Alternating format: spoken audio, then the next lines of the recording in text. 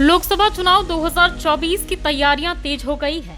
एक तरफ जहां विपक्षी पार्टियों की पहली बैठक हो चुकी है और अब दूसरी होने वाली है, तो वहीं दूसरी ओर पीएम मोदी की अध्यक्षता में एनडीए के घटक दलों की बैठक 18 जुलाई को होने वाली है। इस बैठक में लोक जनशक्ति पार्टी रामविलास के अध्यक्ष चिराग पासवान भी शामिल होंगे। बीजेपी के राष्ट्रीय अध्यक्ष जेपी नड्डा ने चिराग पासवान को पत्र लिखा है। इस पत्र के बाद बिहार में सियासी हलचल तेज हो गई है। चिराग पासवान को नरेंद्र मोदी का हनुमान भी कहा जाता है। चिराग पासवान एनडीए गठबंधन में रहकर और गठबंधन से बाहर रहकर भी बीजेपी का सहयोग करते रहते हैं। पिछले विधानसभा चुनाव में चिराग पासवान ने ही नीतीश कुमार के खेल को बिगाड़ दिया था। ऐसे में कहा जा रहा है कि चिराग पासवान के एनडीए में शामिल होने के बाद महागठबंधन की चिंता बढ़ जाएगी।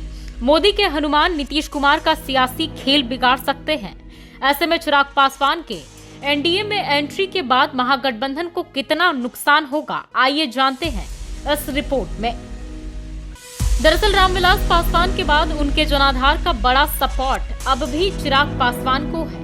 वह राज्य में 6 से 7% वोट को स्विंग करने की क्षमता रखते हैं, जो आम चुनाव में बीजेपी के लिए बहुत लाभकारी हो सकता है।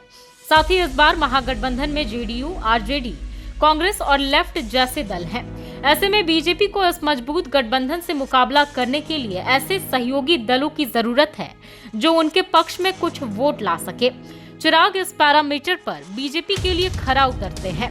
वहीं चिराग पासवान ने हाल ही में बीजेपी ने राष्ट्रीय जनतांत्रिक गठबंधन यानी कि एनडीए में लौटने का संकेत दिया था।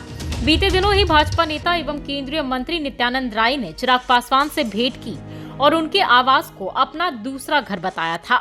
वहीं पिछले विधानसभा चुनाव में चिराग की रणनीति में सीएम नीतीश फंस चुके हैं।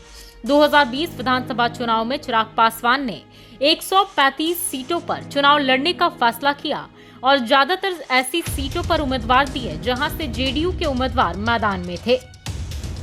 तब यह भी कहा गया कि वे यह सब बीजेपी के इशारे पर कर रहे हैं।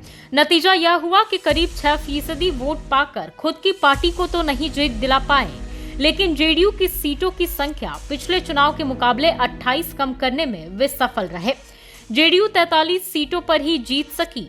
चिराग के इस खेल से नीतीश कुमार को काफी नुकसान हुआ था और वह राज्य में तीसरे नंबर की पार्टी बन गए हैं। बता दें कि अभी 2024 में लोकसभा चुनाव और 2025 में बिहार विधानसभा का चुनाव होना है। ऐसे में बीजेपी का ज्यादा फोकस बिहार पर है। केंद्रीय गृह मंत्री अमित शाह बिहार का कई बार दौरा कर चुके हैं। इसके साथ ही बीजेपी इन दिनों नीतीश के खिलाफ वाले सभी नेताओं को भाव दे रही है। वहीं बीजेपी को चिराग से भी ज्यादा उम्मीद है। बीजेपी चिराग का करामात 2020 चुनाव में देख चुकी है। ऐसे में बीजेपी एक बार फिर चिराग पासवान पर भरोसा करेगी। चिराग पासवान लगातार बिहार के सभी जिलों में दौरा कर रहे हैं। एक सीटों पर जीत का समीकरण तैयार कर रहे हैं। चिराग के इस समीकरण से बीजेपी को काफी लाभ मिलने वाला है। चुनावी मैदान में महागठबंधन के खिलाफ चिराग पासवान ऐसे उम्मीदवार को उतारेंगे जो महागठबंधन को मात दे सके। बिहार की राजनीति में चिराग पासवान के अनुभव से बीजेपी की सीट शेयरिंग जीत के लिहाज से महत्वपूर्ण होगी। चिराग पासवान सीएम नीतीश कुमार को एक बार पटखनी दे चुके हैं। ऐसे में इस बार भी महागठबंधन की मुश्किलें बढ़ने वाली है। इस रिपोर्ट में बस इतना ही। बाकी की तमाम वीडियोस के लिए आप बने रहें लाइव सिटीज के साथ। धन्यवाद।